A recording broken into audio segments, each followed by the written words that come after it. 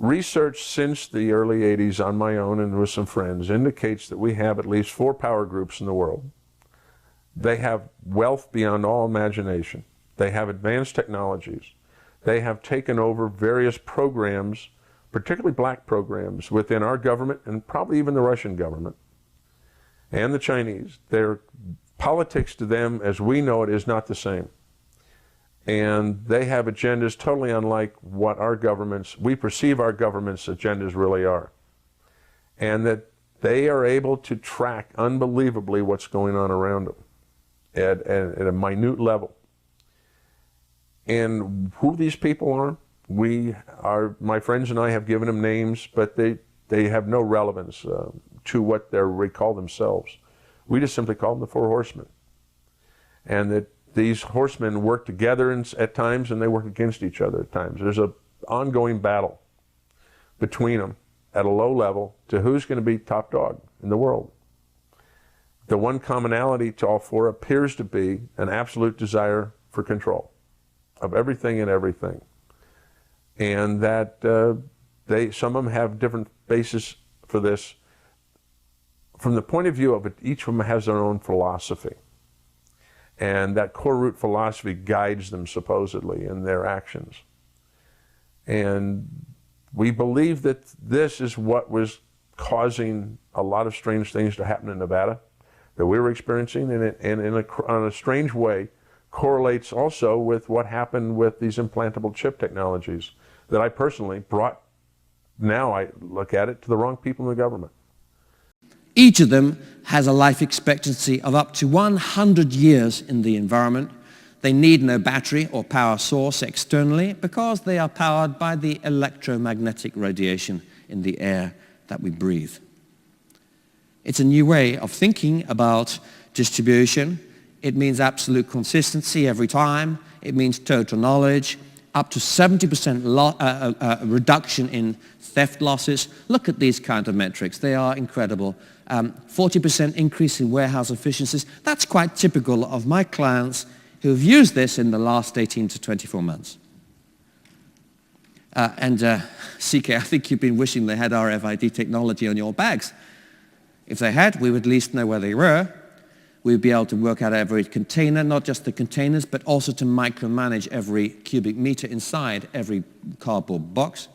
If you're in the health industry, this kind of technology produces huge benefits in terms of security, counterfeiting, quality control, clinical monitoring. We can go one stage further if you like. We can put them inside the brain. Here are human nerve cells growing onto the surface of an RFID type chip. Human brain cells don't need to be taught to do this. They are genetically programmed to work with computers. In fact, they love computers. Here's an example. Here is a chip. There's the chip. You put the brain tissue on and it organizes itself. The brain cells work their way in and they start communicating with each other and with the brain of the PC. So it means we can have thinking computers. I sat next to a friend, fast, urban, tribal, universal. It's all part of globalization. And the big prize really is to get this off the 10 billion boxes in Walmart every year and put it on the product. And Metro has already started doing that in Germany. That's history. You tell me the future. When you start tagging product, you're talking about maybe 10 trillion of these devices every few years entering the environment. You're talking about total knowledge of consumer behavior watched in real time and huge business opportunities. Why? Because it means we can then start to predict human behavior. We can watch product moving around the store. We can see the kinds of decisions that people make. And as we do, we get an emotional reaction. Why? I said, the future isn't about technology. It's not about RFID. It's about emotion. And now, what about digital memory inside your head? This issue of knowledge, can we extend it? Yes, we can. We already have the technology to send a thought from one human being to another, and it's already happening in mice and rats. Chips are fused with brain tissue, and brain tissue recognizes instinctively chips.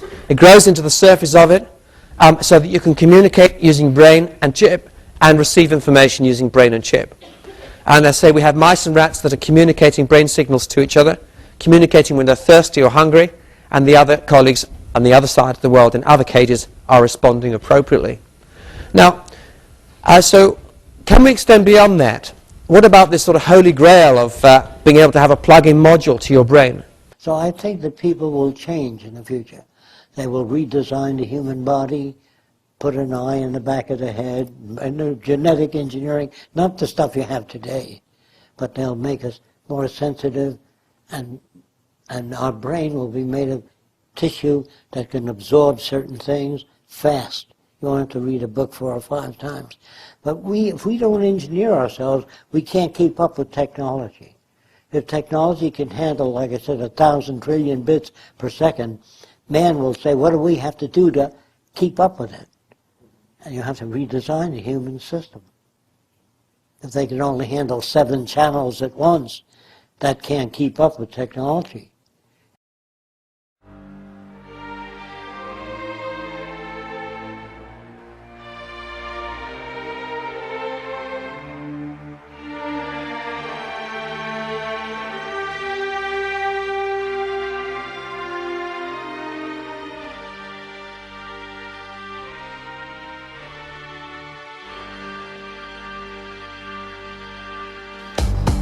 Revelation chapter 13, verse 16.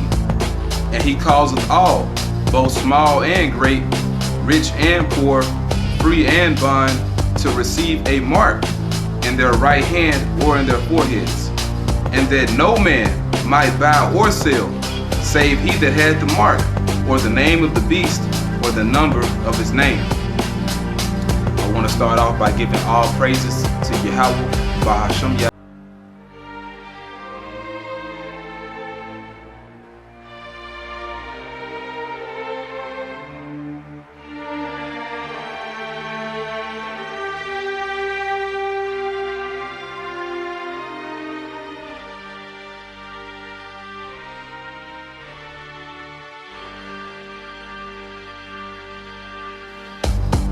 2 Corinthians chapter 2 verse 11. Lest Satan should get an advantage of us, for we are not ignorant of his devices. So we're not ignorant of Satan's devices, one of those devices being the RFID chip, which is the mark of the beast. We're not ignorant of that because the Spirit of Yahweh Ba'ashem Yahushai revealed it unto us, okay? Starting with the apostles of Great Millstone. The Lord revealed it unto them, and through them, they revealed it unto us, all right? So this thing is plain, man. The RFID chip is the mark of the beast, and if you can't see it, the Lord just blinded you, man. And you're gonna be destroyed because you're gonna end up taking that chip if you don't think it's the mark, okay? You're gonna use that as an excuse to take it, okay? Saying that it's not the mark of the beast, man. So with that, I hope this is edifying because we in the end, man. So with that, I'm gonna say all praise to Yahweh Ba'ashem Yahushai for the next lesson. Shalom.